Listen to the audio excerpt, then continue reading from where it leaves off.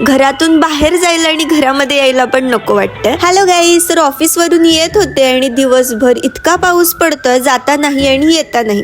त्याच्यामुळे अजिबात बाहेर जाऊच वाटत नाहीये मला. पण दुसरा काही ऑप्शन नाहीये, कामावरती तर जावंच लागणार आहे. त्यामुळे आल्यानंतर थोडस बसले, छान चेंज केला आणि मग मस्तपैकी फ्रेश होत होते. 2 दिवस मला अजिबात बरं वाटत नव्हतं, त्याच्यामुळे मी व्हिडिओ पण पोस्ट केली नाही आणि काहीच केलं नव्हतं. माझा आवाज पण थोडासा चेंज झालेला वाटत असेल, पण आज जरा बरं वाटलं. त्याच्यामुळे म्हटलं मस्तपैकी काहीतरी करावं आणि घशासाठी आराम म्हणून मंचुरियन सूप करायचं ठरवलं.